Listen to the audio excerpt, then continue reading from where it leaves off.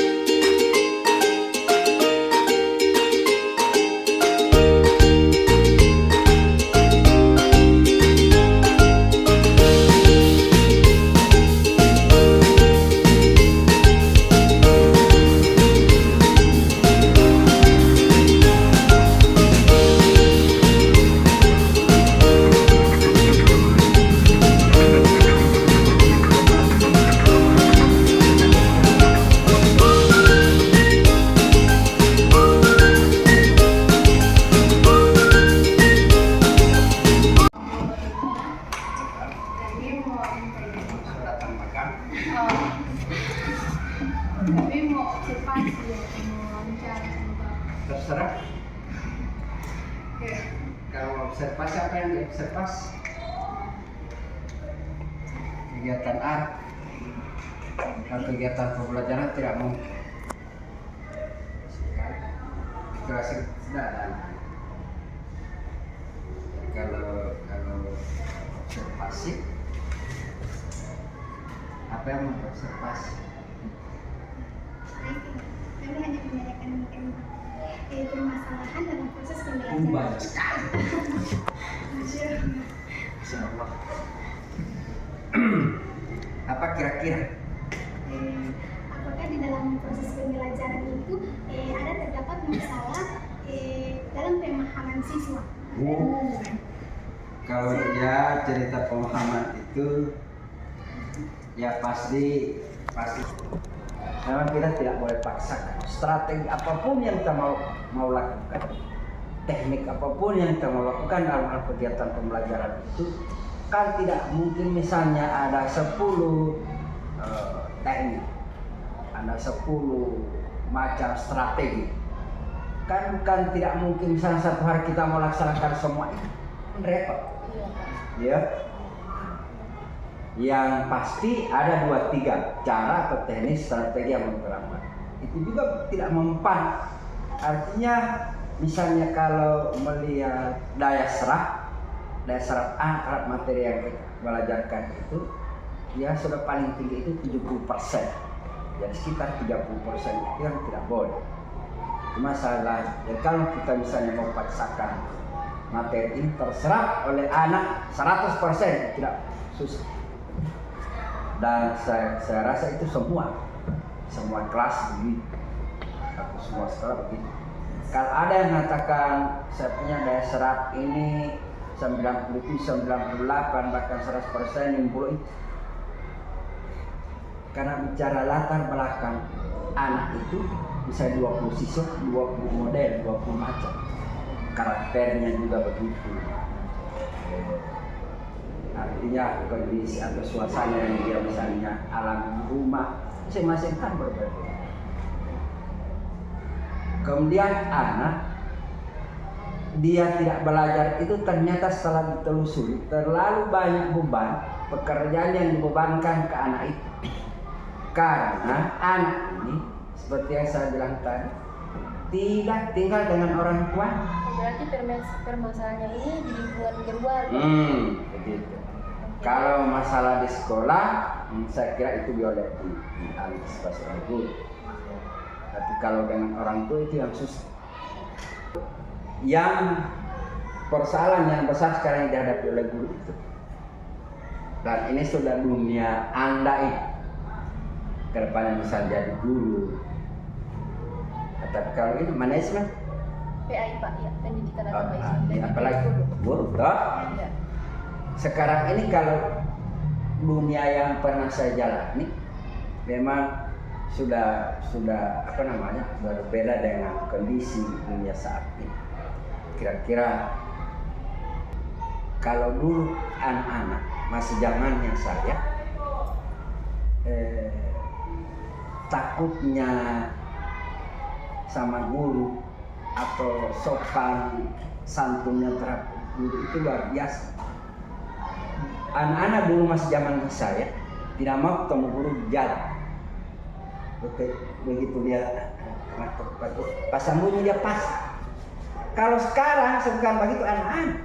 Mana dorang kalau boleh dorang malam di jalan Pak Guru. Apalagi sudah SMP. Pak Guru tidak rokok. Pak Guru tidak jaga barokok. Anak-anak dulu tidak pernah, tidak ada yang berani. Lewat saja di muka dewan guru itu anak-anak enggak tak. Tapi sekarang jadi memang artinya sudah terjadi pergeseran moral manusia, terutama anak-anak.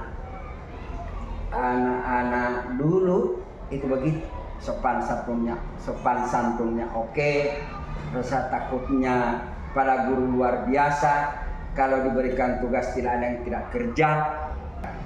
Sekarang ini masalah guru, pemberian sanksi atau yang dalam istilahnya itu punishment itu susah diterapkan karena HAM itu melanggar HAM itu coba ada kan jadi viral ini di medsos, orang guru cuma menyuruh salat atau apa itu namanya, batanya siswa itu belum salat atau bagaimana, itu juga dipersoalkan sampai guru kena sanksi.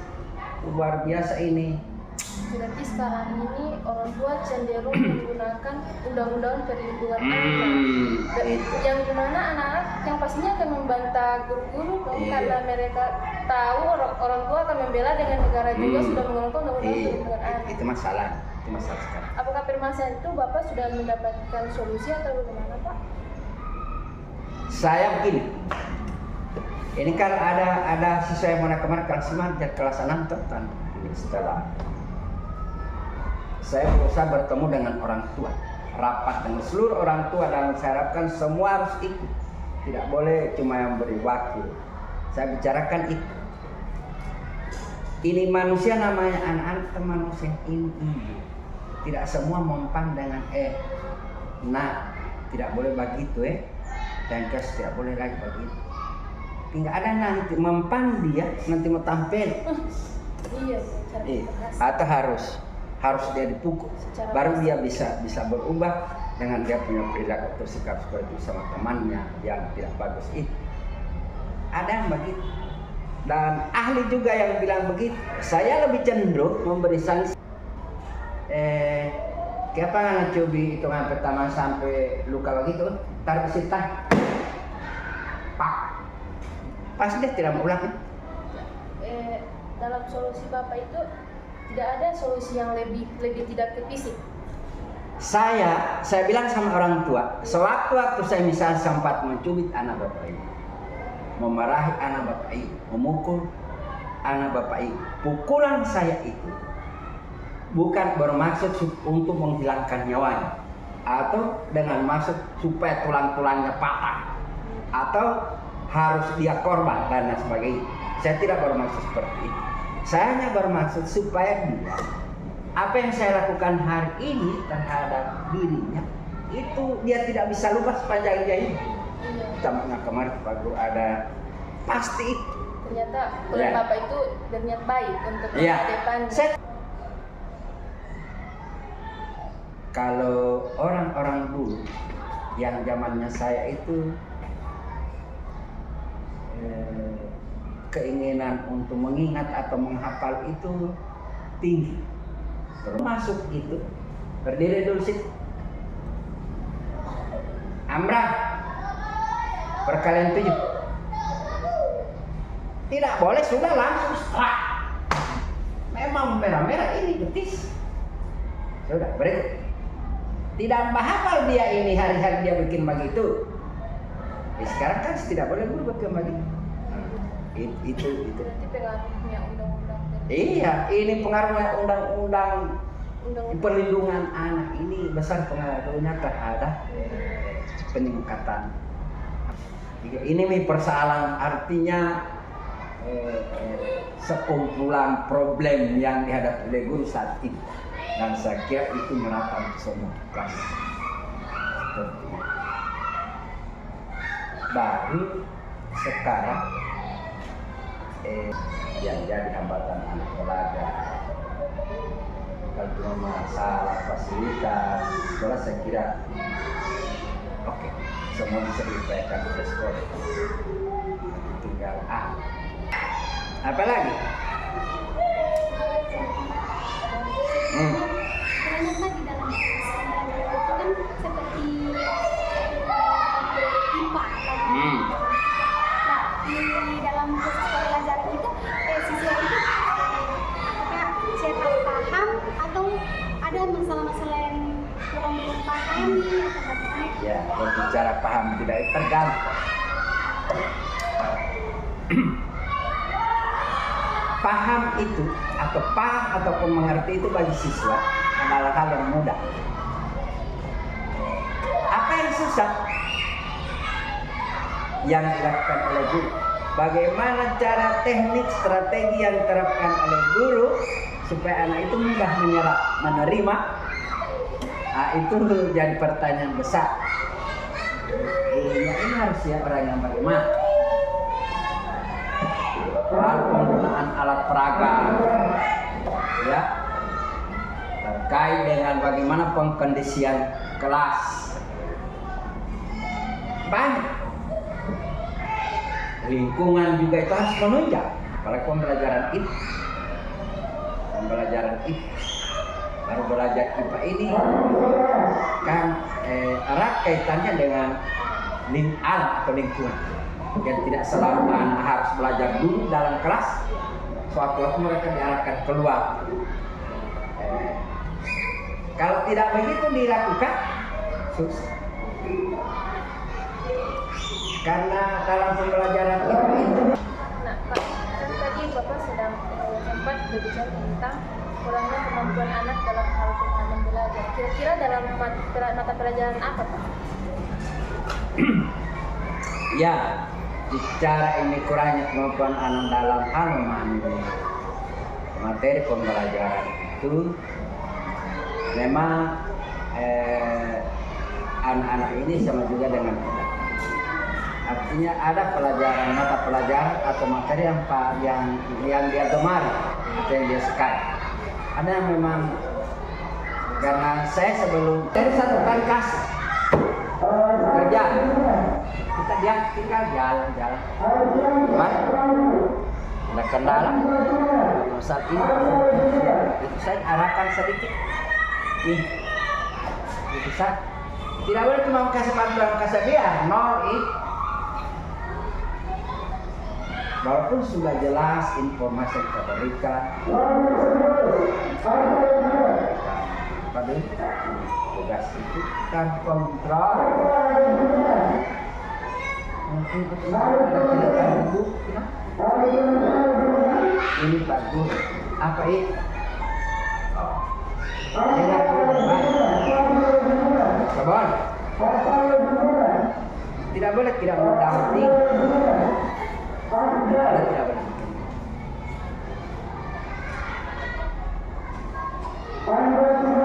Saya tentang pengenalan huruf ini, apa huruf hijaiyah. Saya punya materi, punya metode lain dari semua orang. Dan saya sudah coba berhasil. 100 orang bisa 85, bisa 90 yang berhasil. Dan saya sudah itu berlaku di semua kalangan, semua usia. Anak-anak, remaja, orang dewasa, orang tua. Saya sudah coba. Karena Anda berupaya, bisa diharapkan oleh masyarakat di lingkungan masyarakat atau di desa atau di kampung. Anda coba itu. Saya punya pengenalan huruf itu. Pengenalan huruf itu 6 hari. Hari pertama 5. Mau apapun yang terjadi cuma 5 itu. 5 huruf itu sudah mulai di otak atik. misalnya alif ba, ta, sa, jim. Sudah mulai bikin kata-kata misalnya baja, jaba, misalnya aba. Sudah langsung begitu. Besok 5. Setelah selesai 5, juga belajar ke 10. Misalnya 5. Begitu sampai selesai. 6.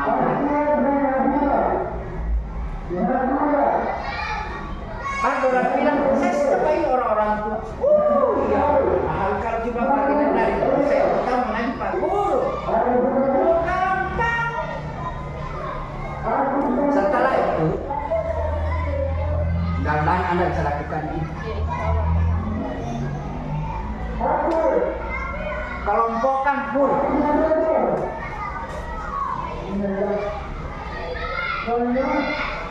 Kelompokkan huruf. Pengelompokan itu, pengelompokan pertama ini berdasarkan bentuk.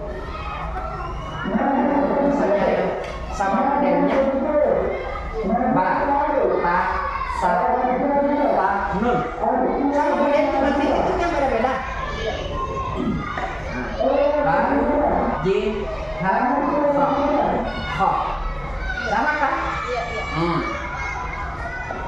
Apa lagi? Dan, la, ro, zai, zo, to. Sama itu kan berbeda tipis. Itu kelompok pertama. Harus mereka kuasai itu. Baru yang berikut kelompok bunyi. Sa, si, shin, so.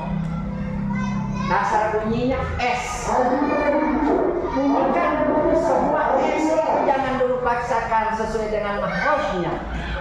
Woi, bukan sa, ta. Jangan dulu paksa begitu. Kasih bunyi dulu S semua ini. Sa, sin, shin, so. Tak? S dulu sama I. Jadi S itu ada 40 bentuknya. Ha, ha, ha, ha, ho. Pak Guru. Karena kebanyakan saya begitu di acara-acara aku minta tolong mau tilawah. Kalau keluarga saya cara begitu, ada amplop, ada ya. Kalau keluar orang lain. Padahal saya bukan orang pernah juara mengaji. Cuma saya tidak tahu orang lain selama membeli saya Pak Isman yang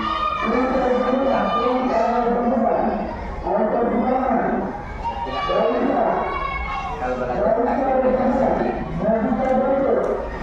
Sekarang saya suka sekali belajar tak? Bimbingan tilawah oleh siapa? Serbamu deh ini kan tidak ada satu. Oke, tidak ada tak? Tidak ada Pak. Bertanya soal siswa di sini, apakah dari pengalaman Bapak mengajar di SD ini mereka siswa di sini apakah mereka cenderung dengan diam atau aktif saat metode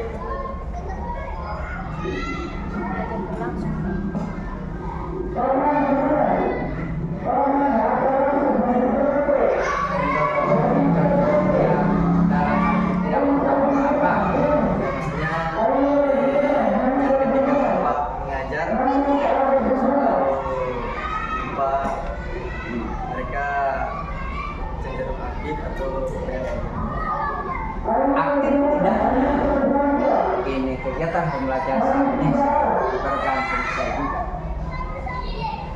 Bagaimana cara yang dilakukan oleh guru sehingga mereka bisa aktif, mereka bisa bersemangat, mereka bisa ada kemauan untuk belajar. Tergantung guru. Kalau memang teknik, metode strateginya tidak tepat atau tidak dipakai, Jangankan dia mau tidur dong.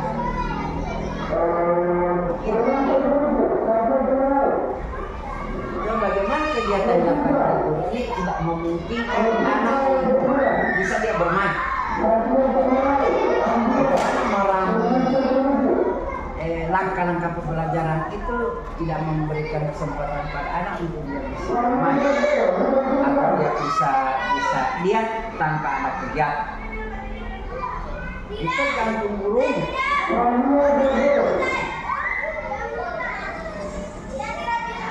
Memang Islam mengarah tentang aktif. Tapi yang bagaimana dulu mereka bisa aktif ini? Kita belajar IPA sekarang ini ibu mau aktif bagaimana? Kan begitu?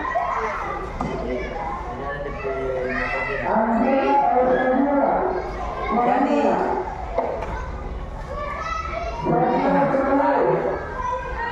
mau mengajar kita harus belajar hari langsung lihat semulai ada ancang-ancang sebentar betul ini tugas anak ini. Kalau tidak, now pengalaman puluhan tahun menjadi pagi. Kalau kita misalnya ada modal belajar, strategi memang sudah disusun langkah-langkah seperti yang mau dilakukan, gagaskan. Kalau kita masuk, Ucapkan terima kasih Iya. Bapak atas waktu dan kesempatan. ya terima kasih banyak. Mungkin insya Allah kami pekan depan akan datang lagi di sini. Pasti kami akan mengenalkan RPP kami, program belajar strategi kami. Nanti insya Allah minggu depan kami bertemu. Oke. Coba. Nanti kami akan banyak belajar sama Bapak. Iya. Ya, mau izin foto Pak? Ya, boleh. Dokumentasi Pak.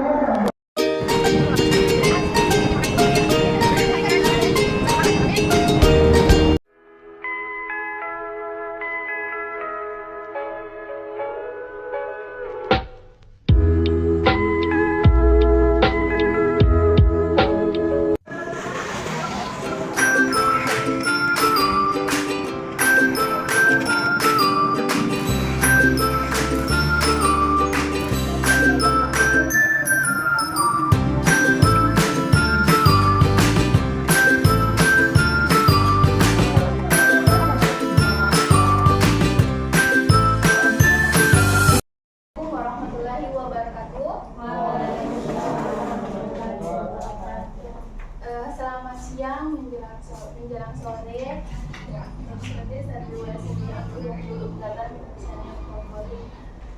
Seperti saat Alhamdulillahirobbilalamin wassalatu wassalamu ala asyrofil anbiya'i wal mursalin wa ala alihi wa ashabihi ajmain amma ba'du. Ya, pertama-tama marilah kita bersyukur kepada Allah Subhanahu wa taala yang telah memberikan kita kesempatan dan kesehatan sehingga kita dapat berkumpul di tempat ini. Ya, dalam rangka kami akan memaparkan dari program RPP kami membahas tentang pengembangan akhlakul karimah bagi anak SDN 1 Limboto. Ya, sholawat serta salam terpulang kita hadiahkan kepada junjungan kita Nabi besar Muhammad SAW yang insya Allah lanjutnya sholawat kita akan mendapatkan syafaatnya di umur akhir nanti. Ya,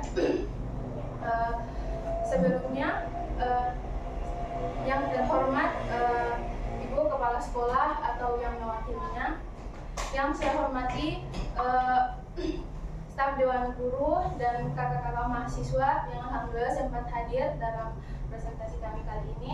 Ya, sebelumnya perkenalkan kami mahasiswa dari IAIN Sultan Amai Gorontalo. Kami di sini akan mengenalkan atau membahas tentang program kami yaitu pengembangan akhlakul karimah yang tujuannya untuk anak-anak dapat beretika atau berperilaku baik lah, karena pengembangan akhlakul karimah itu biasanya harus diterapkan pada usia dini atau usia masih kanak-kanak lah, Misalnya SD begini.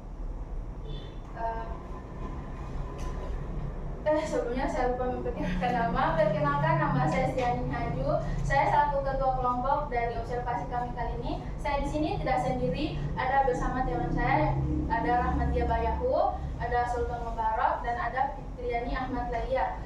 Nah, untuk mempersingkat waktu tanpa berlama lagi, saya persilakan teman saya untuk memaparkan materi dari program kami ini.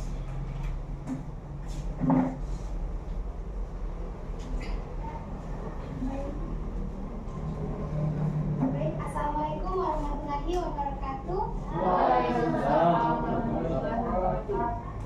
Terima kasih atas kesempatannya yang telah diberikan kepada saya. Saya akan memaparkan RPP kami di mana yang berisi tentang kompetensi inti. Itu yang pertama itu meningkatkan kemampuan berperilaku baik, di mana menunjukkan sikap akhlak karimah dalam kehidupan sehari-hari, akan memberikan contoh yang baik bagi anak-anak seperti sopan santun atau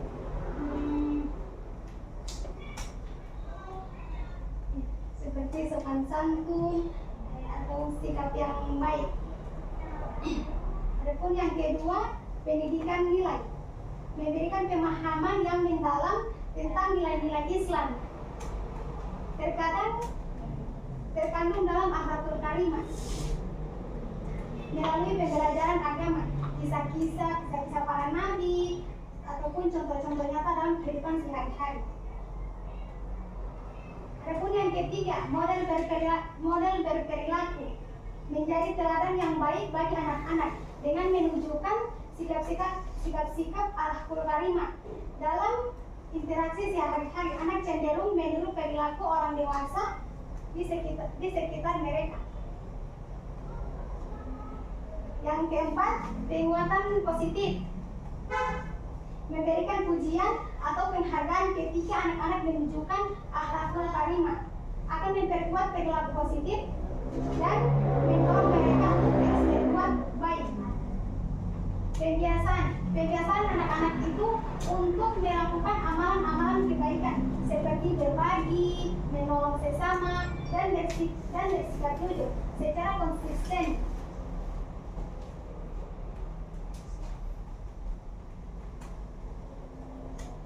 Dan yang keenam, membimbing dan pembinaan, memberikan pembimbing dalam pembinaan secara terus-menerus dalam hal yang berkaitan dengan sikap akhlakul karimah.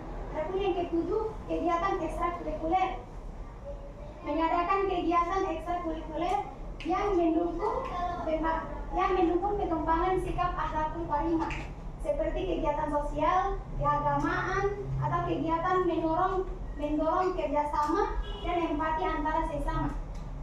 Di sini ada kompetensi dasar.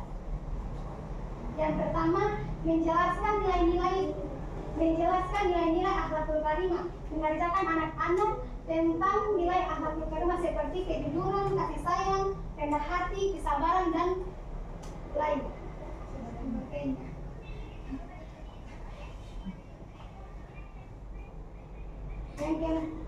Ada mendorong empati dan kepedulian, mengajarkan anak-anak untuk memahami perasaan orang lain dan merasakan empati dan berperilaku terhadap orang lain. Yang selanjutnya, menghargai kebersamaan, menghargai keberagaman, mengajarkan anak-anak untuk menghargai keberagaman dan keberagaman dalam masyarakat, serta bersikap toleran terhadap orang lain. Toleransi terhadap orang lain. Walaupun selanjutnya, mengajarkan etika berkomunikasi, mengajarkan anak tentang etika berkomunikasi yang baik, termasuk sopan santun, menghormati orang lain, dan berbicara dengan kata-kata yang baik. Baik, saya akan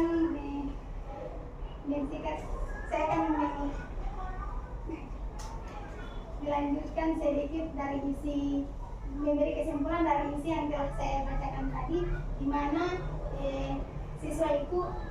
guru itu bisa memberi teladan kepada siswa. Jika guru berbuat baik, maka mereka pun berbuat baik. Jika guru jika belum memberikan contoh sikap santun, maka mereka pun melakukan seperti itu.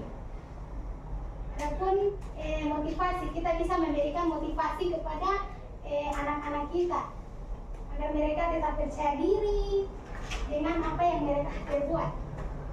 Adapun pengaruh lingkungan, di mana mereka juga itu tidak bisa berpengaruh lingkungan.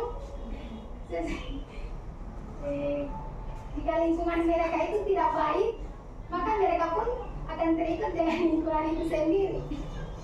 Jadi kita akan menjaga dari lingkungan tersebut. Baik, itu pun presentasi dari saya untuk itu. Selanjutnya dilanjutkan oleh teman saya.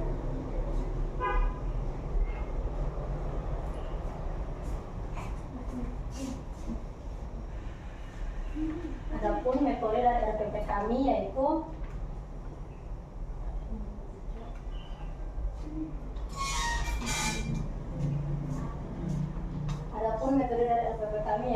pertama, ceramah dan penjelasan. Guru dapat memberikan ceramah dan penjelasan mengenai nilai-nilai akhlakul karimah kepada anak-anak.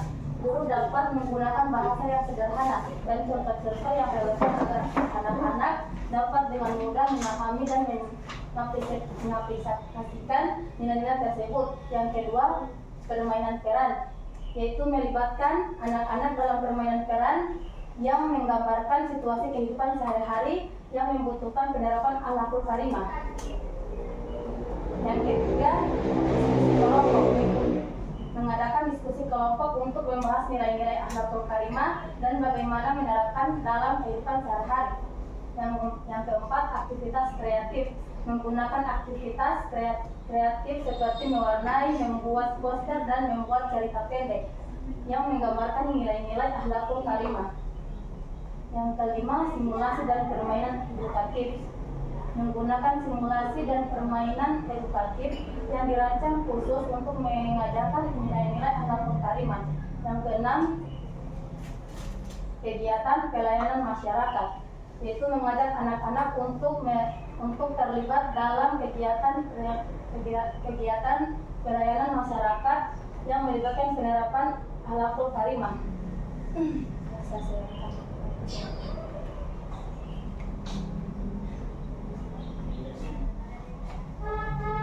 Adapun manfaat dan pengembangan akhlakul karimah yaitu dapat menumbuhkan potensi anak, memelihara potensi anak, dan mencegah hal-hal buruk dan menghindari hal-hal buruk, agar menumbuhkan rasa solidaritas sesama dan mengubah keyakinan pada diri untuk melakukan hal-hal yang positif sebagai upaya membentuk generasi yang islami dan akhlakul karimah, menekankan pada sikap, tabiat, dan perilaku yang menggambarkan nilai-nilai yang harus dimiliki anak, didik dan dijadikan kebiasaan agar hidupnya selalu terkontrol dengan nilai-nilai ajaran agama Islam yang diajarkan oleh Nabi Muhammad SAW yang pada hakikatnya menyempurnakan akhlak.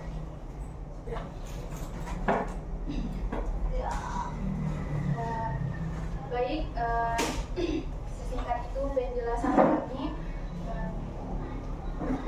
Sebelumnya saya memohon maaf kepada guru-guru dan teman-teman sekalian.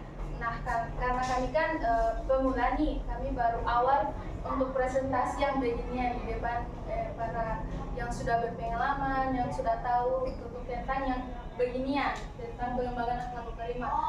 Saya sangat-sangat memohon maaf karena lebih dan kurangnya saya memohon maaf. Wabillahi taufiq wal hidayah. Wassalamualaikum warahmatullahi wabarakatuh. Waalaikumsalam.